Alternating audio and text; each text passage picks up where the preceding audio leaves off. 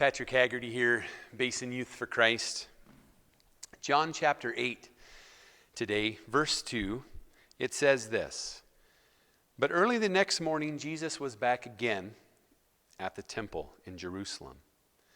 A crowd soon gathered, and he sat down and he taught them. As he was speaking, the teachers of religious law and the Pharisees brought a woman who had been caught in the act of adultery. And they put her in front of the crowd. 'Teacher,' they said, 'this woman has been caught in the act of adultery. The law of Moses says to stone her. What do you say?' They were trying to trap him into saying something that they could use against him. But Jesus stooped down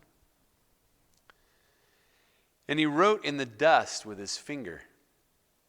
They kept demanding an answer, and so he stood up again and he said, 'All right, but let the one who has never sinned throw the first stone.'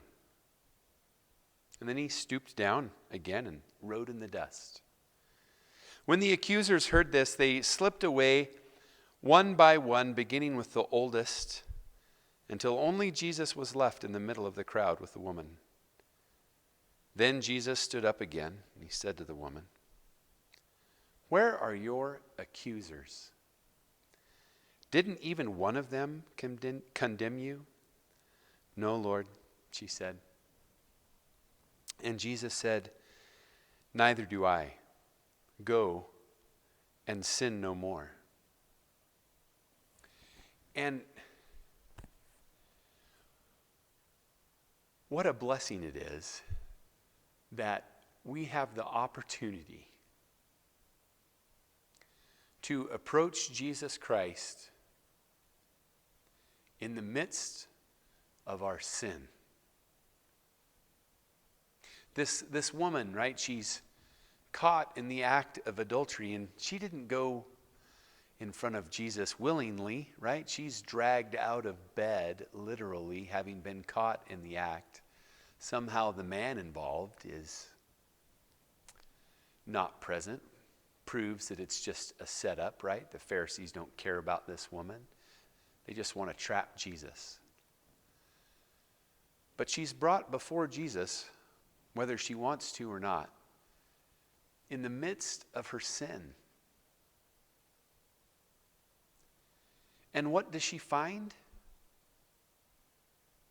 She finds that the only person present there that day who has the right to throw the first stone, not just the first stone, but also stone her to death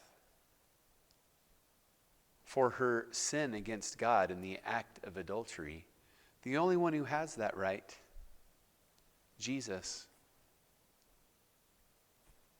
He exercises grace and compassion instead. "Woman, where are your accusers? Did nobody condemn you?" "No one, Lord.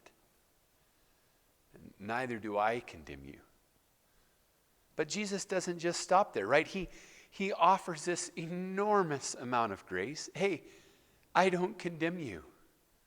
I forgive you. I am willing to forgive you if you'll just bring your sin to me," said Jesus. "I won't condemn you. I'll forgive you. I'll set you free. I'll wash you. I'll cleanse you."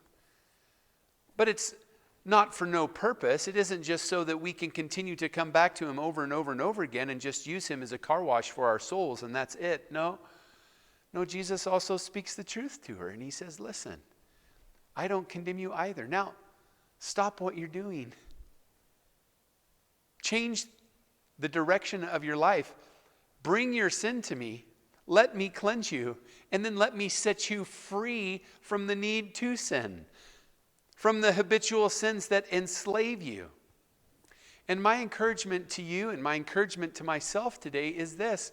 Again, that we would just be willing, no matter how ashamed we feel, which I'm certain this woman was mortified, that we would just be willing to bring our sin to Jesus. And tell him, "Here it is, Lord. Forgive me." And the Lord who loves you He will forgive you. He'll cleanse you. He'll wash you white as snow. And in his forgiveness, we find the freedom to move forward from sin into life. May the Lord bless you. Let's be faithful today and every day to bring all that we are to Jesus, even our sin. God bless you.